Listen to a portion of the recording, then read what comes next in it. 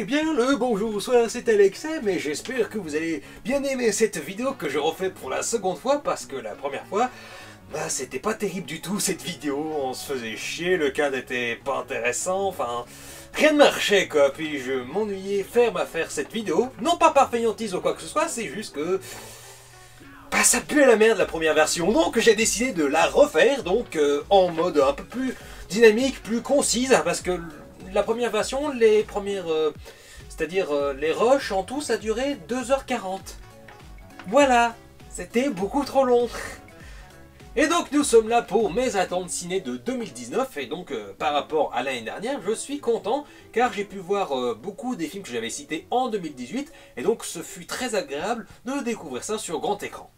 Et donc on va commencer cette liste de 2019 avec le 2 janvier, Bienvenue à Marwen de Robert Zemeckis. Bienvenue à Marwen est inspiré du documentaire Marwen Call, réalisé par Jeff Manberg, sorti en 2010, et que Zemeckis a beaucoup aimé, a beaucoup apprécié, qui s'est senti avant tout touché par le sujet, et on comprend pourquoi. Puisque le documentaire Marwen Call et par extension donc le film Bienvenue à Marwen raconte l'histoire vraie de Mark Hogancamp, un artiste qui suite à une agression particulièrement violente et plusieurs jours dans le coma va devenir totalement amnésique. Donc pour l'aider à se reconstruire, Mark décide de construire un petit village miniature peuplé de poupées qui s'appelle Marwen. Voilà, les poupées le représentent lui et aussi d'autres personnes, d'autres femmes, d'autres personnes qui ont eu un impact dans sa vie. Mais voilà, la particularité ce n'est pas juste ça, c'est que tout ce village est en fait situé contextuellement durant la Seconde Guerre mondiale. Robert Zemeckis c'est avant tout un réalisateur qui n'est pas n'importe qui, c'est quelqu'un qui a fait d'excellents films, qui a surtout eu toujours ce désir d'aller plus loin dans la technologie, surtout avec les films comme Le drôle de Noël de Scrooge, Beowulf et Le Pôle Express.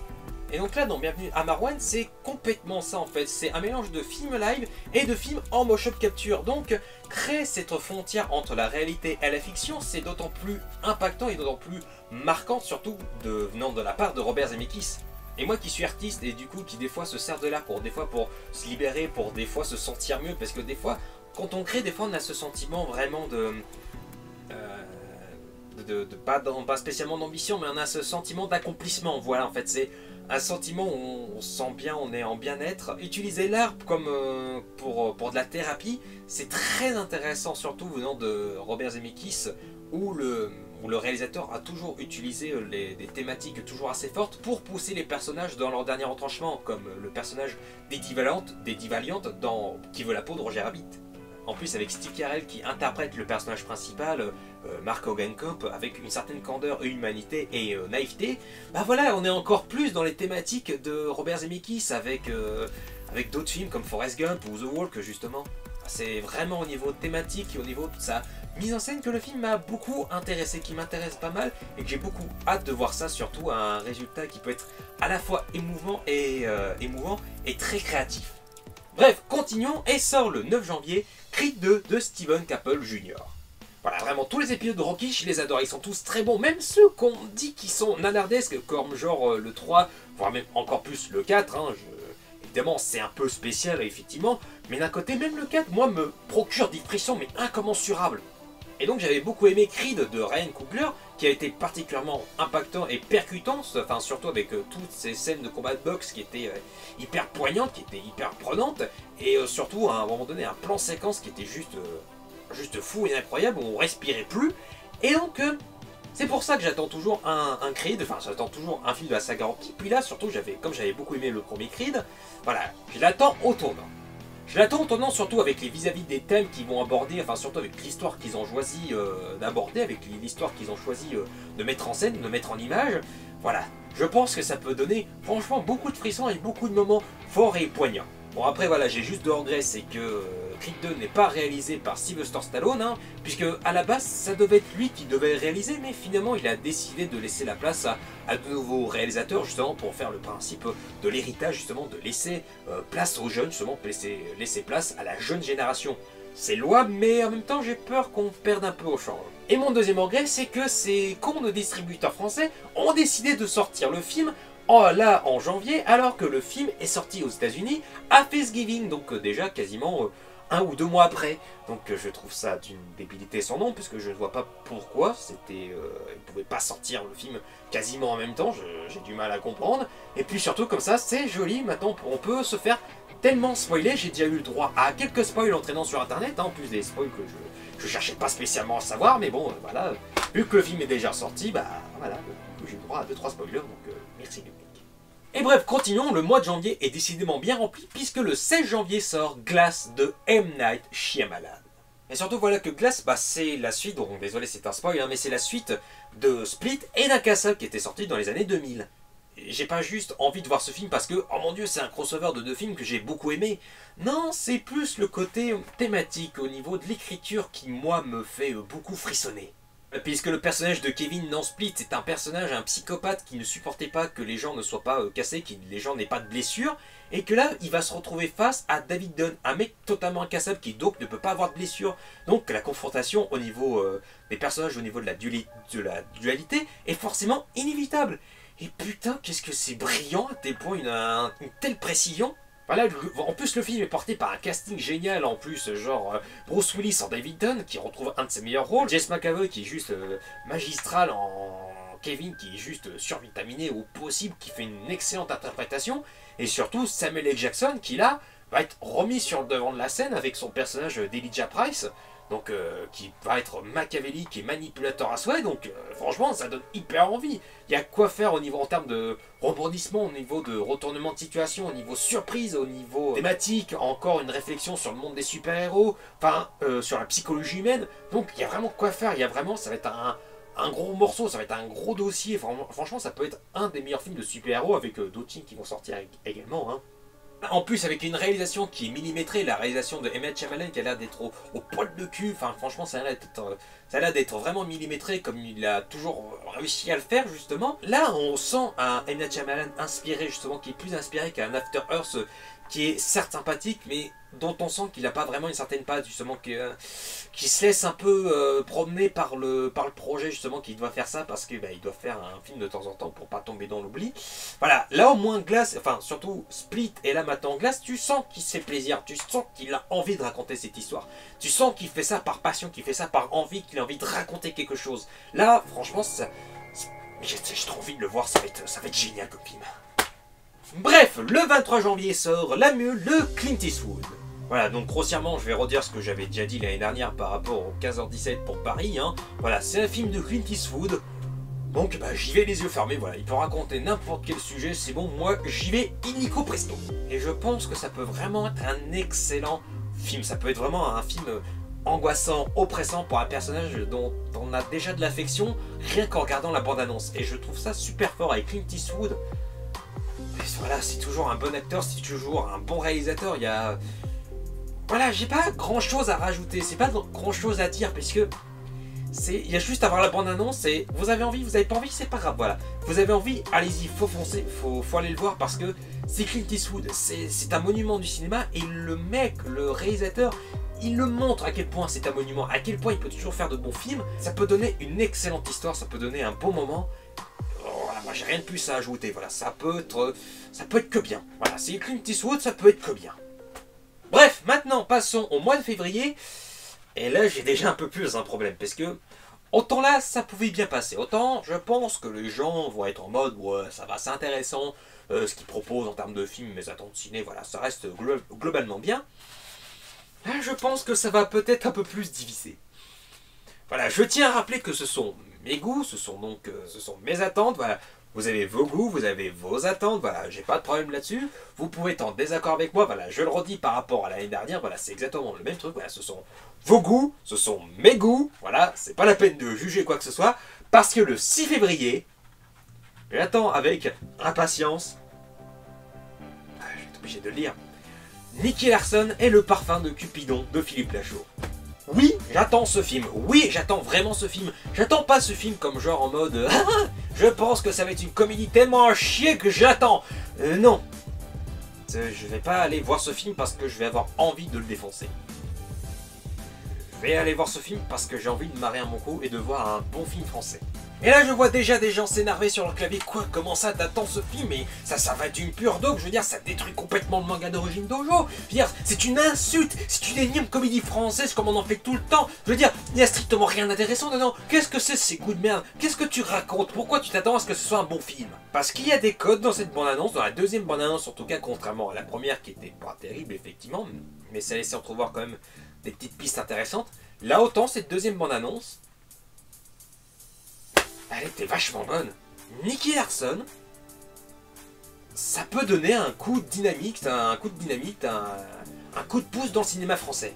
Après, je dis pas non plus que ça risque d'être la révolution ou quoi que ce soit, je dis pas non plus que le cinéma français va changer à la suite de ça, mais disons que, merde quoi, ça fait du bien de voir un mec qui pourtant a fait des comédies certes un peu basiques avec par exemple Alibi.com, mais après ces deux babysitting 1 et 2, ça se voit que Philippe Lachaud est plein de bonne volonté, qui veut faire de bons films, qui veut faire marquer les gens, qui veut faire quelque chose vraiment de différent. Donc même si on peut peut-être reprocher des fois certains costumes qui certes font un peu, limite un peu cosplay, mais d'un côté, ça fait vraiment plaisir de voir Philippe Lachaud essayer au moins de rehausser le niveau, parce que au moins, il aura tenté, il aura voulu essayer autre chose que plutôt de faire un alibi.com bis, voire même juste de faire une comédie un peu lambda comme Épouse-moi mon pote.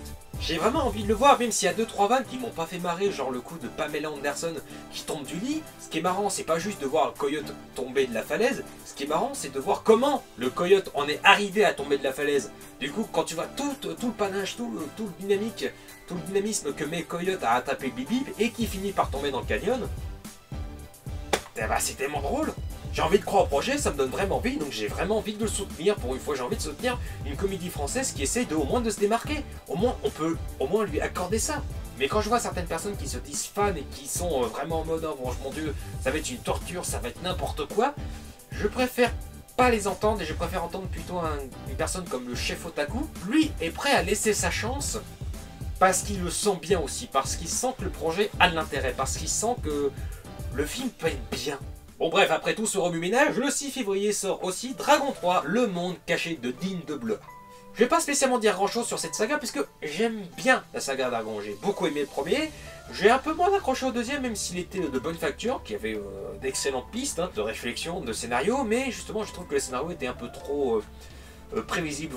Franchement, j'ai senti le truc arriver, j'ai senti beaucoup de trucs arriver, j'ai senti toute la structure à l'époque. Dans le cinéma, je me suis dit, il va se passer ça, et ça n'a pas loupé.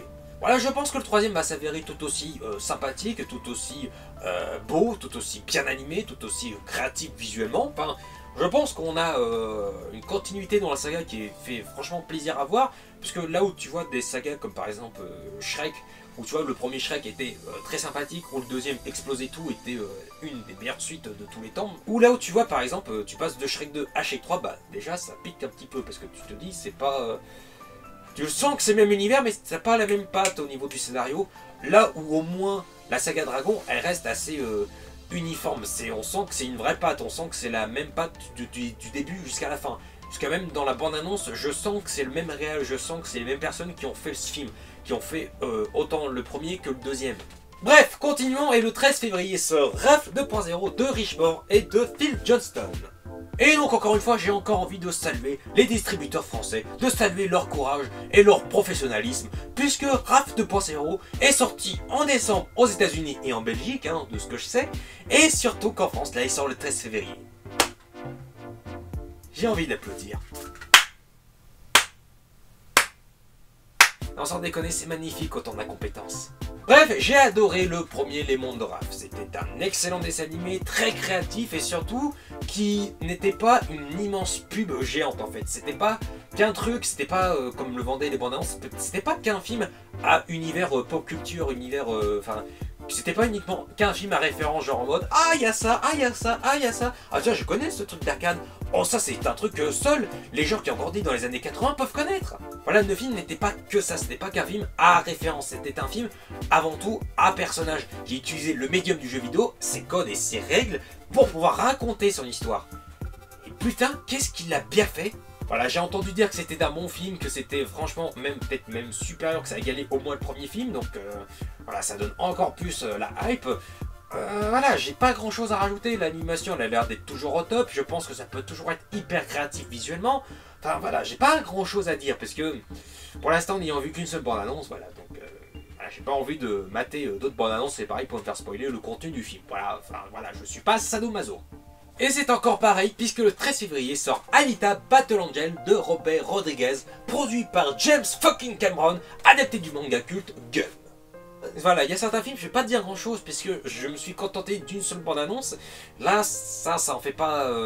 Ça ne déroge pas à la règle puisque. Bah voilà, le film m'attire déjà pour l'univers qu'il développe. Franchement, ça a l'air d'être putain de beau visuellement. Honnêtement, les effets spéciaux ont l'air d'être juste dingues. L'univers a l'air d'être créatif, d'être un peu des fois oppressant, un peu angoissant, mais des fois on sent qu'il y a de grands espaces pour respirer, justement. Des fois il y a un gros contraste au niveau des univers, au niveau des environnements. Puis au niveau du casting, il n'y a quasiment que des personnes qui ont des Oscars, enfin Jennifer Connelly, Christophe Waltz, Mahershala Ali, enfin il n'y a que des bons acteurs. Enfin c'est impressionnant pour une grosse production, blockbuster comme ça, qui adapte un manga japonais, c'est impressionnant tout le casting et tous les moyens qu'ils y ont mis pour pouvoir faire ce film. Bon franchement ça inaugure que du bon, je ne vais pas rentrer dans les détails parce que au niveau thématique ça peut être sympa justement la recherche de son passé, qu'est-ce qui fait de nous des humains, voilà après c'est des trucs un peu classiques hein, de manga, de SF, mais voilà, ça peut toujours faire son effet, surtout dans un univers, justement, à la Alita Battle Angel, enfin, l'univers de Gum, je pense que ça peut être très sympathique à voir. Je pense que ça peut être un excellent moment blockbuster de l'année 2019. Bref, continuons, le 6 mars sort Captain Marvel de Hannah Broden et de Ryan Fleck. Après voilà, bon, comme l'année dernière, je suis fan de Marvel, j'attends chacun de leurs films avec impatience puisque j'adore l'univers partagé, j'adore ce qu'ils ont fait avec, j'adore où est-ce que ça va. Franchement, ça me plaît, j'ai envie à chaque fois de découvrir d'autres univers et Captain Marvel ne fait pas exception. Voilà, Captain Marvel, ça me fait exactement le même effet que les Gardiens de la Galaxie, ça me fait vraiment le même envie de découvrir un univers vraiment un peu fantastique, un peu décalé, un peu fun. J'avais envie de vraiment découvrir ça. Et là, Captain Marvel, c'est pareil. Donc voilà, même si je pense qu'effectivement le film ne va pas briller de par son originalité dans la mise en scène, bah au moins l'univers peut être intéressant à découvrir puisque le film se passe dans les années 90 et on voit certains personnages plus jeunes comme par exemple Ronan l'accusateur, soit Phil Coulson et surtout Nick Fury jeune, enfin et surtout les fixes autour du personnage de Samuel L. Jackson. Ça reste comme impressionnant, tu te dis j'ai l'impression de le voir dans les années 90, c'est impressionnant. Et puis surtout, je le redis, mais j'ai envie de voir Brie Larson en Captain Marvel qui botte des culs, putain de merde, ça fait du bien de voir ça. Bref, passons et nous arrivons au mois d'avril. Et vous savez ce qui sort en avril? Vous savez? Bah si, un film Marvel. Bah oui, obligé d'en parler. Bah oui, bien évidemment. Et je sais que ça va être un truc qui va énerver plus d'un, mais j'en suis désolé. Mais j'attends impatiemment Avengers Endgame de Joe et Anthony Russo. Je pense que je le répéterai jamais assez, mais Avengers Infinity War, c'était putain d'incroyable. C'était très impressionnant et je vais pas rentrer dans les détails parce que c'est pas le sujet, c'est pas le moment, mais voilà. J'ai adoré, j'ai surkiffé, j'ai adoré le revoir, j'ai adoré le voir 2 fois au ciné, j'ai adoré le revoir dans ma chambre, j'ai adoré le voir en 4 putains de cas, et c'était putain génial, et maintenant je veux savoir comment ça va se terminer cette histoire de ouf putain. Surtout voilà, moi j'étais sur le cul de voir une bonne annonce d'un gros blockbuster qui a coûté 300 millions de dollars, et je suis impressionné que la bonne annonce n'ait montré aucune scène d'action. Il y a des plans qui sont juste magnifiques, genre le Milano qui flotte en pleine perdition dans l'espace, où c'est un plan en contre-plongée, un plan zénital. Mais merde quoi, c'est franchement joli. Puis en termes d'imagerie, je trouve ça déjà impactant. Il y a une image qui m'est déjà restée en tête. C'est l'image de Thanos avec le gant de l'infini. Le gant est complètement détruit, il est complètement cassé. Et il se balade vraiment en mode... vraiment j'ai fini ce que j'avais à faire. Il se balade dans le champ de blé. Non, franchement, j'ai trop envie, je peux pas attendre, je peux pas. Ça va être trop bien, ça va être putain de génial, ça va être encore mieux qu'Avengers Infinity War. Je le sens de mes putains de tripes, je pense qu'on n'est pas prêt, je pense qu'on va tous être en mode PLS encore plus fois 1000, alors que Infinity War nous avait déjà collé une putain de claque. Bref, du coup, retournons à nos moutons, et on est où là? En mai. Et le 8 mai, il y a Détective Pikachu de Rob Letterman. Alors, comment dire, est-ce que je vous ai déjà signifié à quel point j'étais fan de Pokémon et que ça m'empêchait d'être objectif? En parce qu'il y a une vidéo, je répète ça 5-6 fois, donc je veux dire, au bout d'un moment donné, je pense que c'est rentré. Mais voilà, objectif ou pas, derrière le trailer de Détective Pikachu, ça sent le film moyen. Ça sent le film moyen puisque le héros n'a pas l'air spécialement charismatique ou quoi que ce soit. Enfin, c'est même pas genre un héros qui justement n'est pas charismatique mais qui va le devenir parce que c'est un personnage qui doit grandir, qui doit mûrir, qui a un voyage initiatique. Le personnage de Justice Smith a l'air d'être complètement insipide ou quoi que ce soit. Enfin, l'intrigue elle a l'air d'être complètement classique, ultra convenue. Mais voilà, Pikachu qui cause. Pikachu qui parle avec la voix de Ryan Reynolds. Ryan fucking Reynolds. Deadpool. Pikachu qui parle comme Deadpool. Est-ce que tu pourrais pas faire plus cool comme truc? Il y a des répliques, je me suis marré. Enfin, ça n'a pas l'air d'être génial. Ça n'a pas l'air d'être ouf comme film.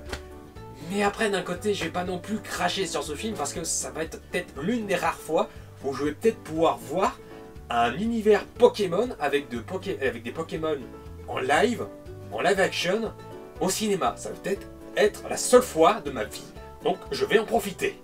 Bref, passons au mois de juin, et le 5 juin sort... Oh, c'est orgasmique. Oh, c'est orgasmique. Godzilla, roi des monstres, de Michael Dougherty. J'ai certes apprécié, mais sans plus, le film de Gareth Edwards, le Godzilla de 2014, j'ai bien aimé, mais il y avait beaucoup de défauts, principalement au niveau de l'histoire et au niveau du scénario. Derrière, au niveau représentation du Godzilla, ça restait toujours impressionnant. On sentait le poids, on sentait la menace qu'était le personnage. Enfin, le personnage, le monstre Godzilla, ça restait franchement bien foutu. Et là, je regarde la première bande-annonce de Godzilla 2. Oh, la vache, je crois que j'ai pris une claque. Que ce soit la musique, les images, les FX, l'histoire qui certes peut être simple et un peu bateau, peut-être que si c'est... J'espère que ça va être mieux que l'histoire du premier Godzilla, mais... Bordel! Regarde, niveau image et la musique, ça m'a collé des frissons. Je veux dire, au niveau imagerie, c'est... Wow! Et le petit cri de Godzilla à la fin, ça m'a rajouté une couche de frissons. C'est un des films pour lequel j'ai vraiment le plus d'attente. Ça fait partie vraiment des films avec Avengers, avec d'autres, hein, que j'ai vraiment... C'est vraiment... Il y a la barre du hype, puis là, t'as la barre de la overhype. Voilà, c'est tellement... Voilà, c'est overhype, ça dépasse le cadre. Et pourtant, je suis pas spécialement fan de Godzilla. Je veux dire, le seul film Godzilla que j'ai vu, c'était celui réalisé par Gareth Edwards, justement. Donc, sinon, à part ça, j'y connais strictement que dalle. Mais ça n'empêche pas que, putain... Ça a l'air d'être beau ce film, ça a l'air d'être vachement cool et vachement prenant comme Godzilla 2 là. Bref, le 26 juin sort Toy Story 4 de Josh Colley. Alors oui, je suis comme tout le monde, la fin de Toy Story 3 était suffisante. Du moins, j'en avais l'impression. J'en avais l'impression jusqu'à une déclaration de Tom Hanks qui disait que la fin du film était pour lui historique. Et pareil pour Tim Allen, le doubleur original de Buzz l'éclair, voilà, qui disait qu'il y avait certaines scènes aussi qui avaient été difficiles à enregistrer. Et là déjà ça commençait à titiller ma curiosité. Et puis là il y a eu la première bande-annonce. Enfin une bande-annonce qui montrait pas grand-chose. Bande-annonce pour dire hey, le film existe, il va bientôt sortir. Mais à un moment donné il y avait le personnage de la fourchette qui disait justement qu'il n'était pas un jouet. Justement c'était assez bizarre. C'était un teaser qui était complètement décalé, qui était fun, qui était complètement barge. Et du moins c'était assez original de faire comme ça. Bon, le coup de la fourchette qui devient un jouet, qui dit qu'il n'est pas censé en être un, enfin, ça peut poser des questions très intéressantes. Là où Buzz l'éclair dans le premier, c'était un jouet qui se prenait pour un astronaute. Là, dans ce quatrième, c'est une fourchette qui devient un jouet, mais qui dit mais je ne suis pas un jouet. Donc déjà ça peut être hyper intéressant. Mais en plus, il y a eu l'affiche. Il y a eu cette affiche. Alors, je sais pas si vous le sentez comme moi. Mais l'affiche, elle est très sonolène en fait. La position de Woody, la manière comment il regarde, enfin, vraiment le vide qu'il y a autour du personnage de Woody, enfin, c'est hyper sobre. Si les mecs vous mettez autant la barre pour pouvoir dire et la fin de Toy Story 3, c'est de la piste de chat comparé à ce qu'on va faire, bah moi je dis banco. Bref, passons maintenant au mois de juillet, et le 3 juillet sort Spider-Man Far From Home de John Watts, déjà réalisateur sur le premier Spider-Man Homecoming. Alors effectivement, il est présent, mais je pense que des 3 films Marvel qui sortent cette année, c'est celui pour lequel j'ai un peu moins de hype. Voilà, c'est le film que j'attends, mais pas trop non plus. C'est pas le film que j'attends, que je trépigne d'impatience de le voir. J'attends de le voir, effectivement, mais voilà, il n'y a pas plus d'impatience que ça. J'ai beau bien apprécier le premier Spider-Man Homecoming, il y avait comme des trucs intéressants, mais voilà, c'est ça. C'était pas spécialement brillant, quoi. Je veux dire, c'est vrai qu'il y a une hype, je pense moi-même, que je pense qu'il y a une hype exagérée autour de ce film-là. Il est sympa, enfin, hype autour de Homecoming, hein, je parle. Mais là, c'est pareil, il y a les gens qui trépignent d'impatience pour Spider-Man Far From Home.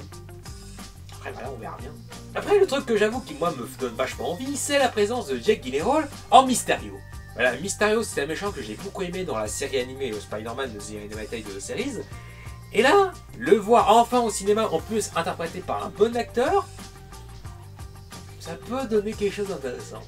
Parce que du coup, Marvel, maintenant, s'est donné une spécialité, maintenant, de faire des méchants plus ambigus, moins manichéens, justement, parce que le premier, enfin, Homecoming, avait le personnage du vautour Adrian Toomes, interprété par un vraiment excellent Michael Keaton, et qui était très intéressant au niveau de son écriture, justement. C'était pas juste je suis méchant pour faire le mal, non, c'était plus profond que ça, c'était très intéressant, tout comme le méchant dans Black Panther, Killgrave, surtout là, Thanos avec Avengers Infinity War, un des meilleurs méchants de cette année, et je pense un des meilleurs méchants tout court. Attends, si tu dois faire un top 20, je pense qu'il est dedans. Là, je pense qu'avec Jake Gyllenhaal en Mysterio, je pense que ça peut être aussi pareil, tout aussi un méchant qui peut avoir de l'ambiguïté, justement, qui peut ne pas être manichéen.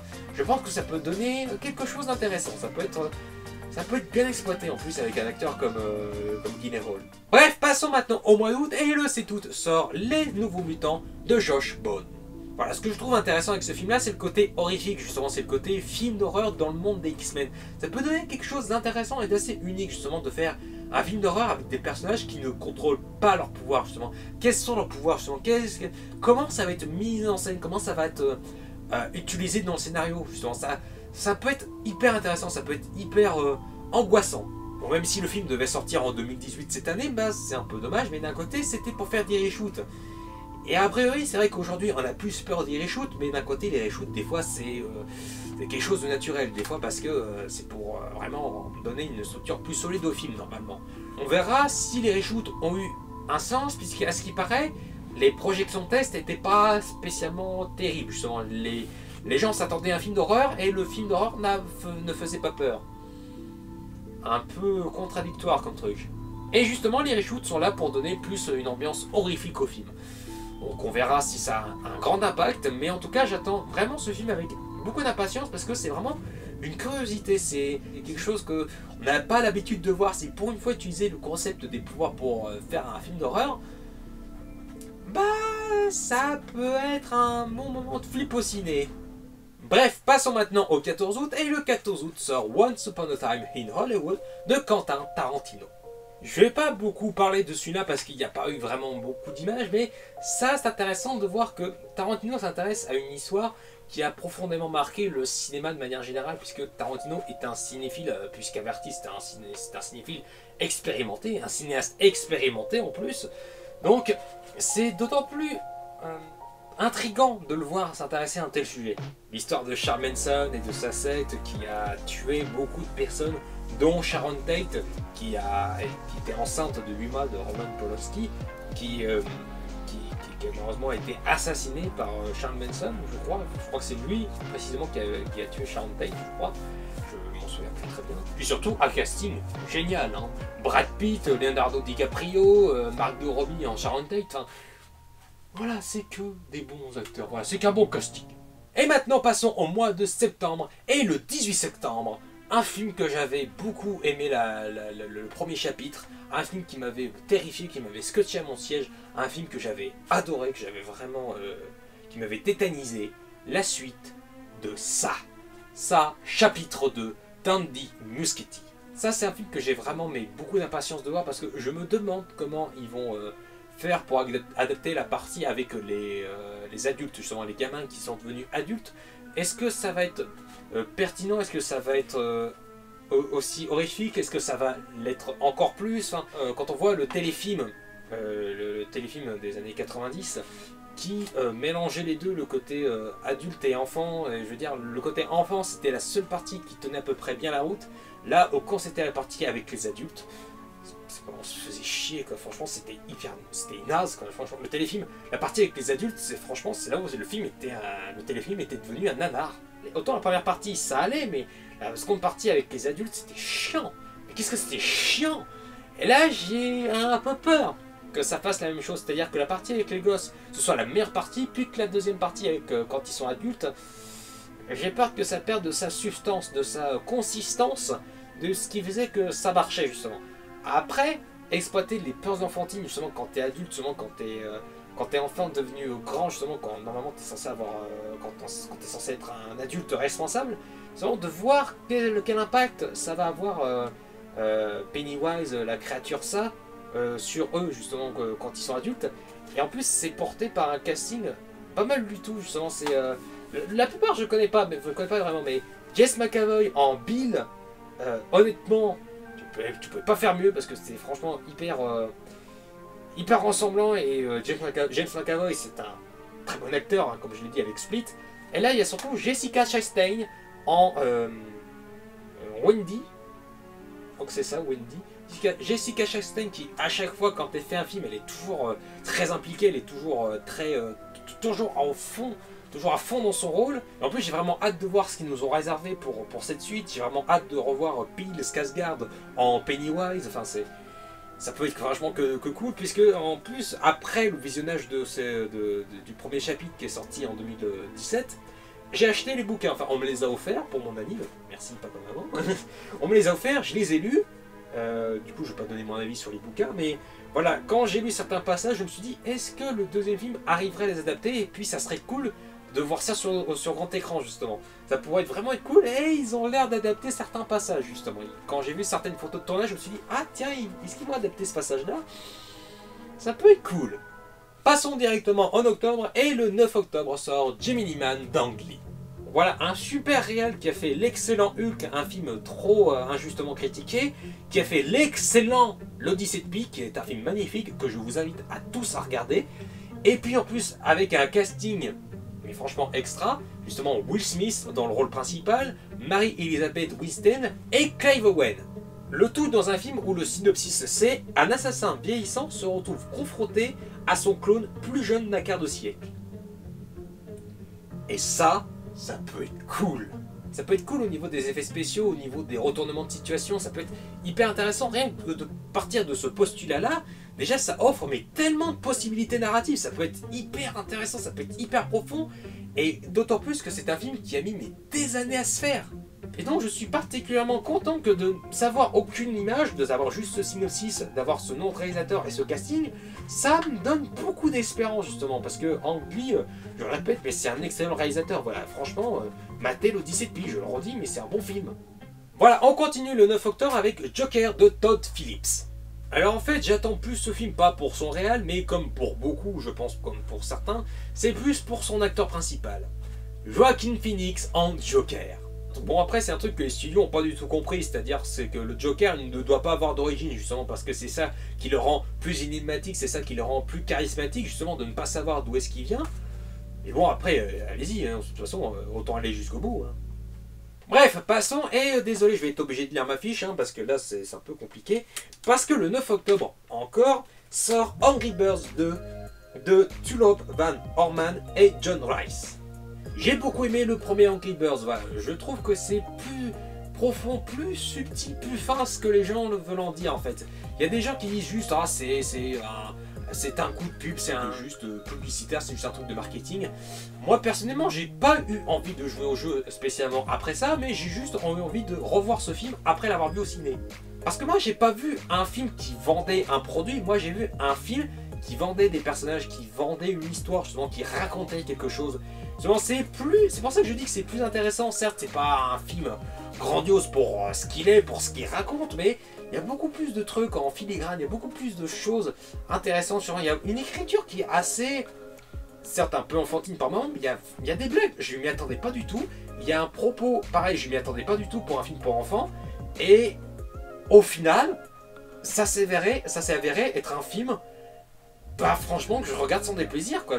Ça fait un bout de temps que je l'ai pas maté, mais je considère que c'est vraiment un bon film, un bon dessin animé. Je trouve ça pas aussi vide ce que les gens en pensent. C'est pour ça que j'attends le deuxième avec une certaine impatience, mais avec aussi une certaine crainte, puisque bah, je sais pas en fait ce que raconte le deuxième. Est-ce que ça va être une suite inutile pour surfer sur le succès du premier, ou est-ce qu'il a vraiment quelque chose à raconter?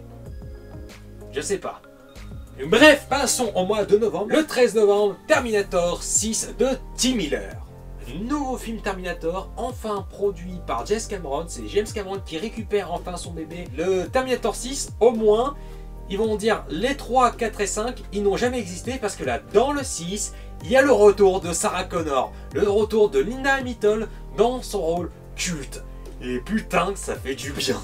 Après, je sais pas du tout quelle histoire ils vont raconter parce que c'est voilà, on sait rien du tout pour l'instant à l'heure actuelle, mais voilà, pour l'instant c'est faut prendre notre mal en patience, hein, mais voilà, j'attends ce film parce que Tim Miller il a fait du bon boulot sur Deadpool, même si c'était pas énorme, excellentissime non plus. Il n'y aura pas la patte James Cameron dans la réal, mais si déjà ça peut donner une bonne histoire et une bonne continuité à la saga Terminator, le vrai Terminator 3 comme on le voudrait en fait, bah je dis banco. Et le 20 novembre, si ça n'a pas changé d'ici là, et pour l'instant on n'a eu aucune image, La Reine des Neiges 2 de Jennifer Lee et de Chris Buck. Alors oui, on sait pas du tout de quoi va parler La Reine des Neiges 2. On sait pas du tout sur quelle thématique ils vont partir. On n'a eu aucune image. Tout ce qu'on sait, tout ce qu'on a, c'est l'image teaser. Enfin, pour l'instant, on n'a rien d'autre. On sait même pas. On n'a rien que dalle, nada. J'adore La Reine des Neiges. Même si on a bouffé depuis 2013, 5 ans. Ça fait 5 ans qu'il est sorti. Il n'y a qu'une suite qui sort l'année prochaine. À Lyon, ils ont pris leur temps. Hein. Ce film marche toujours aussi bien. L'histoire, elle est toujours aussi bonne, même s'il y a des trucs prévisibles. Mais voilà, l'histoire fonctionne, l'histoire elle est bien, c'est juste qu'après les gens effectivement n'ont retenu que libéré, délivré, je ne mentirai plus jamais. Voilà, j'espère que vous êtes contents de ce petit moment interlude musical. J'attends ce film avec impatience parce que j'ai beaucoup aimé le premier La Reine des Neiges. Après, est-ce que ça va être une suite intéressante qui va avoir des thématiques, de bonnes thématiques aussi profonde que dans le premier? On verra. Et on termine mes attentes ciné par le mois de décembre avec le 18 décembre, la sortie tant attendue, enfin pour moi en tout cas, la sortie de Star Wars épisode 9 de J.J. Abrams. J'ai bien aimé l'épisode 7, même s'il y avait un peu de manque de surprise, sauf que j'ai bien aimé la fin. Et j'ai adoré l'épisode 8 qui était plutôt beau, qui avait de très bonnes décisions, il y avait de très bons trucs. Après, à contrario, il y avait d'autres trucs dans le scénario que je reprocherais. Il y avait des trucs genre le personnage d'Oldo. J'ai beaucoup de mal avec ce personnage. Mais d'un côté, l'imagerie, elle était putain de puissante. L'imagerie, c'était, je crois que c'était un des plus beaux Star Wars. Il y avait une excellente gestion des couleurs. Il y avait des effets spéciaux qui étaient magnifiques. J'ai beaucoup aimé la fin du film. Après, j'ai adoré Rogue One. À chaque fois je le vois, à chaque fois j'ai toujours des frissons, à chaque fois j'adore toujours l'histoire, j'adore comment ils ont intégré l'univers de Star Wars, enfin comment ils ont fait le lien entre l'épisode entre Rogue One et l'épisode 4, j'adore comment ils ont géré ça, c'est au détail près, c'est au micro détail près, c'est impressionnant. Puis il y a eu Solo A Star Wars Story. J'ai fait une vidéo de 28 minutes pour donner mon avis sur ce film. Voilà, allez la mater, ce serait sympa, voilà, le lien est dans la description. Puis là, il y a Star Wars épisode 9 qui sort. Alors, je sais pas du tout de quoi va parler ce film, on n'a strictement aucune information, on a eu aucune image, on a eu aucune bande-annonce, ce qui est plutôt bizarre d'ailleurs. Là, pour l'instant, juste à part de dire que j'ai envie de savoir ce qui arrive au personnage de Rey, parce que le personnage de Rey est pour moi devenu quelque chose auquel je peux me rattacher dans la saga Star Wars, dans la nouvelle génération des personnages de Star Wars. Parce que Finn, je l'aime bien, mais je suis pas attaché à ce personnage. Poe, je l'aime bien, il était plus intéressant dans le 8. Mais après, voilà, j'ai pas spécialement d'attache pour le personnage. Je veux dire, il peut crever que j'en aurais un peu rien à foutre. Alors que là, Rey, j'ai déjà plus envie d'en savoir plus. J'ai déjà envie de de connaître son destin, justement. Qu'est-ce qui va lui arriver? Et voilà, c'est pareil, Kylo Ren, j'ai envie de savoir le traitement justement du personnage, ce qu'ils peuvent en faire justement pour terminer la saga dessus. Enfin après, tu fais effectivement, c'est Kylo Ren le méchant de la saga, pourquoi pas Snoke. Mais après voilà, effectivement c'est bizarre, mais c'était surprenant. Et moi ça m'intrigue. Ça m'intrigue d'autant plus qu'ils ont annoncé qu'il y avait Matt Smith dans un rôle où il côtoierait justement Adam Driver, justement celui qui fait Kylo Ren. J'avoue, j'adore Doctor Who. Voilà, enfin, j'ai le poster qui est juste là, vous pouvez pas le voir. J'ai le Tardis en coffret. J'adore donc Matt Smith, j'adore cet acteur. Et du coup, savoir qu'il va jouer dans une de mes sagas préférées, voilà, ça donne un petit peu envie quand même de savoir. Bref, c'était mes attentes ciné de 2019. Après, il y a d'autres films qui sortent, évidemment. Il y en a certains que j'ai déjà ratés, genre comme par exemple X-Men Dark Phoenix. Voilà, après un X-Men Apocalypse un peu mitigé, bah voilà, la bande-annonce m'a laissé de marbre, enfin, l'histoire ne m'intéresse pas plus que ça, enfin, ça a l'air d'être un peu répétitif, encore l'histoire de Xavier et Magneto qui s'affrontent encore à coup d'idéologies différentes, même si ça laisse place plus à la jeune génération des X-Men, enfin, voilà, la bande-annonce m'a laissé de marbre, en fait, il n'y a rien qui fait que tu veux t'accrocher à quelque chose, en fait, c'est... Je dis pas que ça va être un mauvais film, mais je sais pas, il n'y a pas quelque chose qui... Il n'y a pas quelque chose qui bouscule pour dire « Oh putain, ça peut être intéressant ». Et enfin, dans mes attentes ciné, il y a Rambo 5 d'Adrien Grunberg, que malheureusement n'a pas du tout de date de sortie à l'heure actuelle, parce qu'ils viennent à peine de terminer le tournage. Donc je pense que c'est prévu pour une sortie en 2019, et pour l'instant on n'a aucune date de sortie. Voilà, c'est un peu dommage, mais j'avoue que j'adore la saga, j'allais dire Rocky, mais Rambo. Voilà, j'ai beaucoup aimé le premier épisode, le second épisode c'est un bon film d'action, c'est un très bon film d'action, le troisième c'est un nanar, et le 4, pour moi, il est assez prenant au niveau des scènes de combat, des scènes de guerre, justement, c'est vraiment violent, mais c'est violent, viscéral, mais comme il faut. C'est pour ça que j'ai hâte de savoir comment ils vont rebondir après la fin du 4, justement, quelle histoire ils vont apporter, justement, qu'est-ce qui peut être intéressant à raconter avec le personnage de Rambo, dans le contexte dans lequel il est après la fin du 4. J'avoue que ça m'intéresse et ça peut être assez... ça peut être pas mal. Et après, il y a deux films que j'ai envie de vous parler, mais ce ne sont pas des attentes, ce sont juste un peu du foutage de gueule. Un petit peu légèrement. Parce que sur les deux films, il y a Playmobil le film qui va sortir en 2019 et Dora l'exploratrice. Voilà! Playmobil le film, j'ai regardé vite fait le synopsis et ils n'ont pas l'air d'avoir compris pourquoi Lego le film ça avait marché, justement la grande aventure Lego. Ils n'ont pas l'air d'avoir compris pourquoi ça marchait bien. Et là, Dora l'exploratrice. Dora l'exploratrice en film. Qu'est-ce que tu veux que je rajoute à ça, moi? Je veux dire, en plus, c'est même pas une production Michael Bay. Je veux dire, c'est même pas genre la production, tu vas te dire, ça va être complètement con, mais au moins ça peut être fandard. Il n'y a même pas ce truc-là, parce que Michael Bay n'est pas du tout à la production. Ça a été une rumeur, mais en fait c'est faux. Ce n'est pas avéré. Mais qu'est-ce que tu veux que je dise ça en plus? Enfin,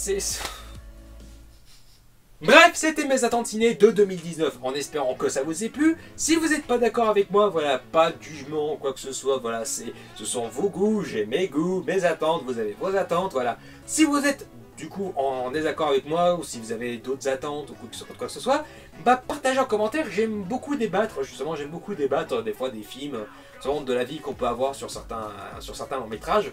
Voilà, bref, je trouve ça très sympa. Et puis surtout, on se dit à bientôt pour les films à voir au cinéma de janvier, qui va sortir le 1er janvier, justement, vers midi, un truc comme ça, je crois. Et la FAQ des 204 abonnés. Donc voilà, vous avez jusqu'au 31 décembre pour poser les questions, pour voir la FAQ, bah, c'est par là. Et voilà, du coup, j'amène à plus de vues à ma chaîne, ou YouTube Money, de toute façon, bah, ma chaîne n'est pas monétisée ou quoi que ce soit, de toute façon. C'est un peu triste. Mais bon, bref. Voilà, c'est le mec qui se lamente pour rien. Mais bon, bref, je vous dis à plus, et à la prochaine, et merci d'avoir regardé jusqu'au bout. Merci, à plus, au revoir, ciao.